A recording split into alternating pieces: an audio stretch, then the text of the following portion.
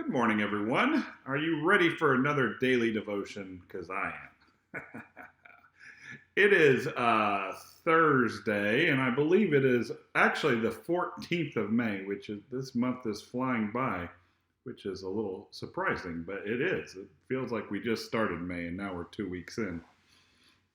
But we're continuing. We only have 2 days left, today and tomorrow, the rest of this week's daily devotion. And then I'm going to be on vacation for a week, and so we'll have to go until after Memorial Day without a daily devotion. But you can watch all the other ones that I've done if you really need to hear about this, hear about God in the morning for a few minutes. But today's is Matthew chapter 5, verse 10. Blessed are those who are persecuted because of righteousness, for theirs is the kingdom of heaven. I've been doing a lot of thinking about this one. This one is actually really the next two are kind of an interesting way to think about things because in America, persecution especially it's not real prevalent, and we'll talk about persecuted for Jesus tomorrow, but today it's talking about being persecuted for righteousness, standing up for what you believe, standing up for goodness, standing up for people who are oppressed, and really being persecuted for that. We've had it in our history. The people who were the Underground Railroad, for instance, was, that was illegal, and people got arrested for smuggling slaves out of the South or hiding them once they were out. That would 100% be persecuted for righteousness. You could, a lot of times we look at people who are doing, going out and picketing and demonstrating about stuff that they think is right and getting arrested for it. And at times that can be, I would say that at times, there's a whole line of people who demonstrate, who go out on purpose to get arrested. And to me, that's not being persecuted. If your purpose is to get arrested so that way your cause can get put on television or in the media, you're kind of doing it to yourself. But what I would say it would be persecution for righteousness' sake is when we are truly standing up for an individual and we get in trouble for it. When we were kids, when you saw a kid getting bullied or picked on, and instead of joining in on the bullying or picking on, you said, no, stop. And then a lot of times when that happened, people started picking on you. That would be persecuted for righteousness' sake. And, honestly, bullies go into adulthood, and it still happens where bosses pick on underlings, or just people who aren't very nice pick on people who they see as less. And that can definitely be being persecuted for righteousness' sake. Or for being persecuted because of righteousness.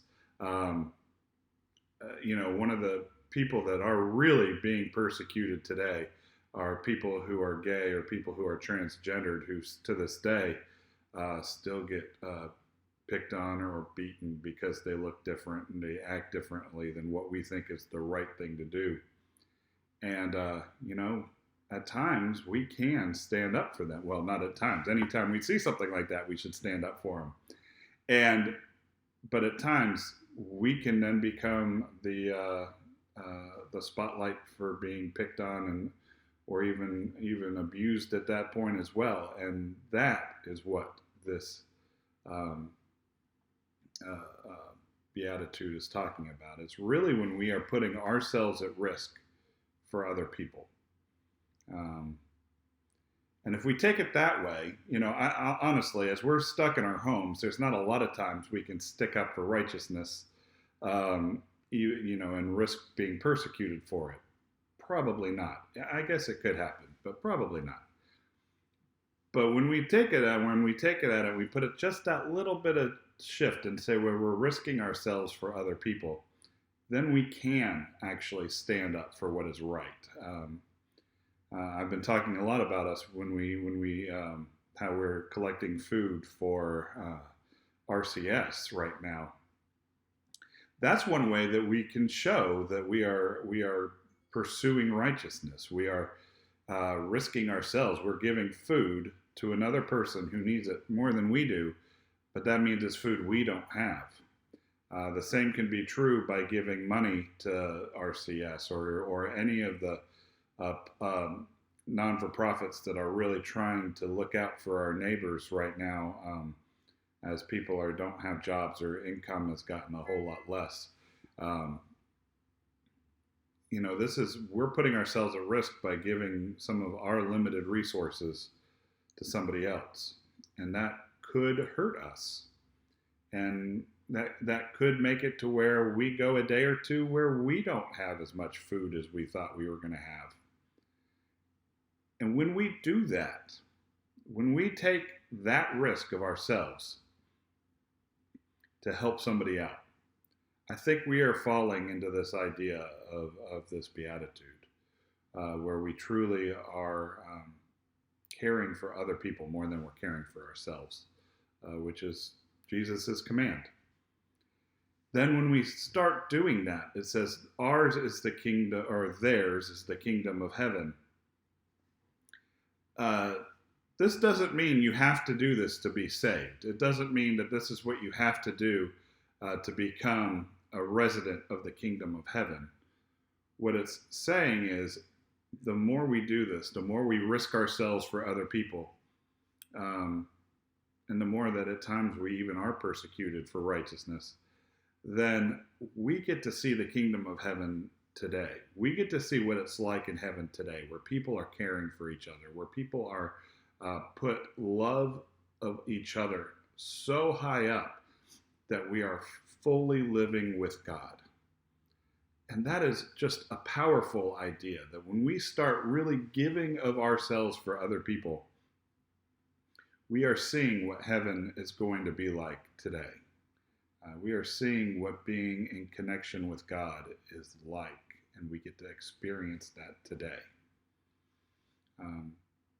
So this is another hard one. Like I said, the Beatitudes are not easy, because they are asking us to do things that make us uncomfortable and make us be put at risk. But it's also promises of the things that we should seek more than anything else in this earth. And honestly, bringing the kingdom of heaven to earth today is one of the greatest things we can do. Well, let us close in prayer this morning. Lord, overall, we're not a persecuted people. And really, overall, we are not persecuted for standing up for what's right. But it does happen. And more than that, anytime, Lord, that we are giving of ourselves and putting ourselves at risk for other people, I think you show us what love truly is.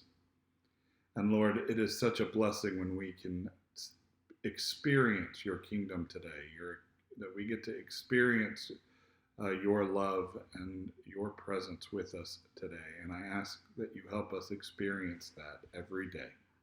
In your holy name, Lord.